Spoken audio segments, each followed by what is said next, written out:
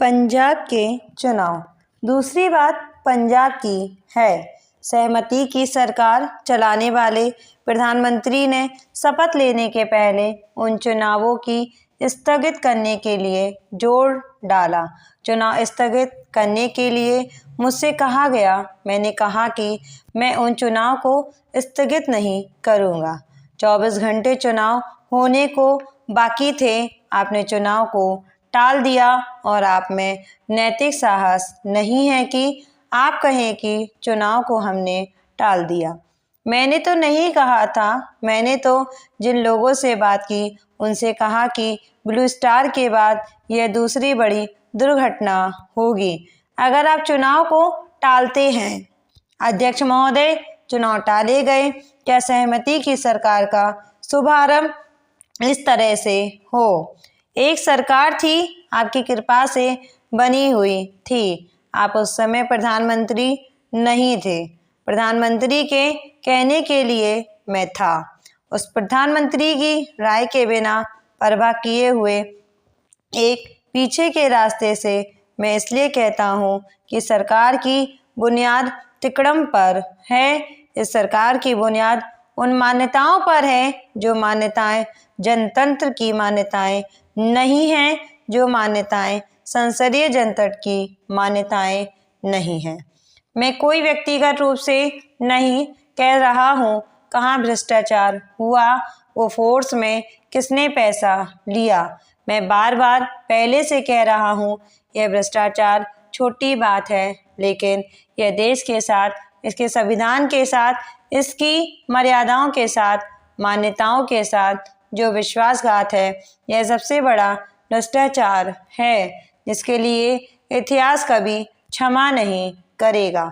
चुनाव पंजाब में जब हम कह रहे थे, जून में आपने उनका बॉयकॉट किया था। आपको याद होगा, अर्जुन सिंह यहाँ बैठे हुए हैं। आपने सभाएं की थी। आपने जगह जगह कहा कि चुनाव कराने ठीक नहीं हैं, इसको बॉयकॉट करो। ठीक है, आपने चुनाव टाल दिए।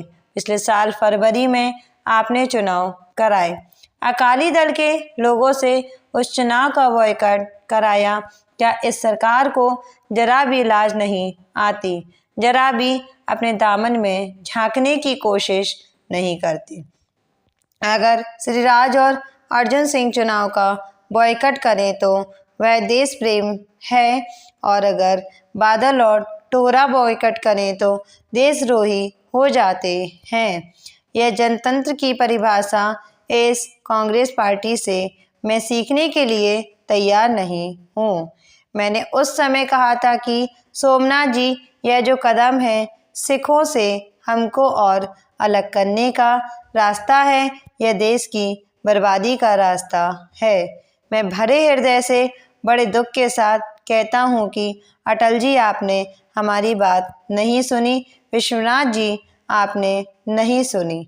सोमनाथ जी, इंद्रजीत गुप्त ने नहीं सुनी। और जो चुनाव हुए उस पर आपको अभिमान है।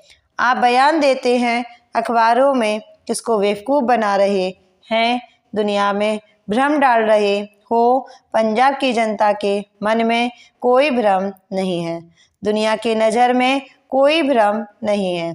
जिस तरह के लोगों ने चुनाव में मत डाले, जिस तरह से चुनाव कराए गए, क्या वह चुनाव कराने का तरीका था?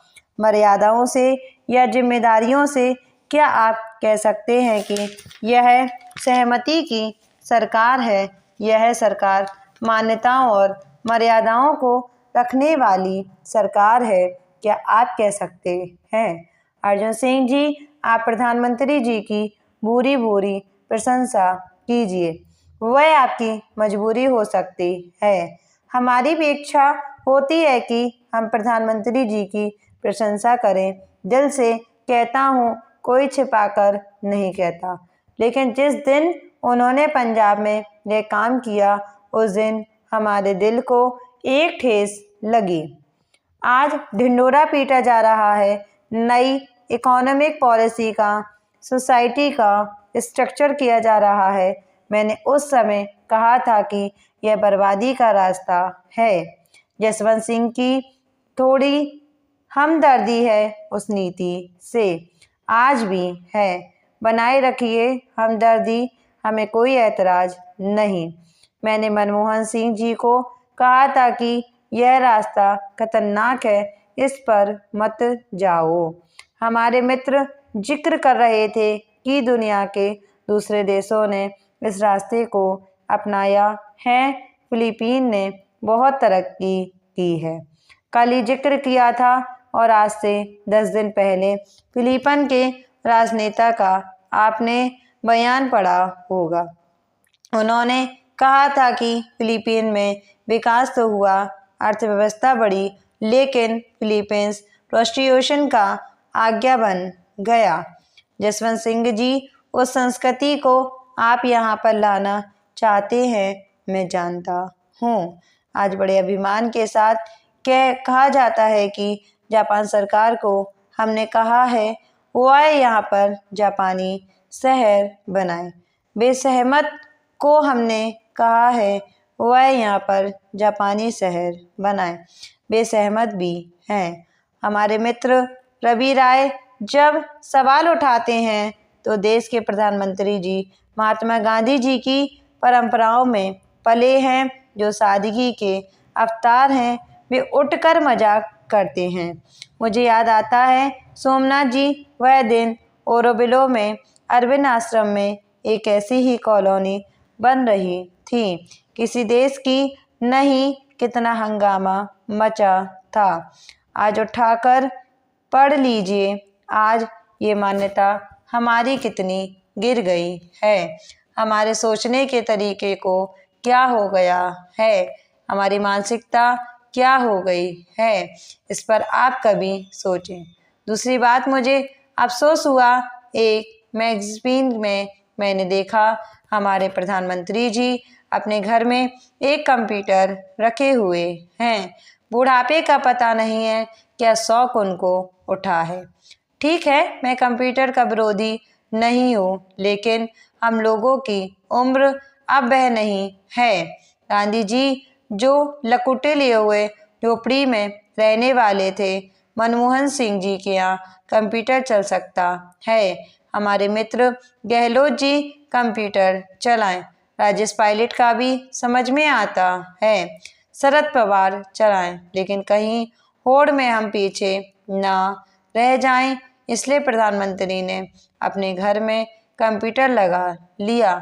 दुनिया की अखबार में फोटो छपी, क्या यह हमारी मानसिकता इस देश को बनाने की है?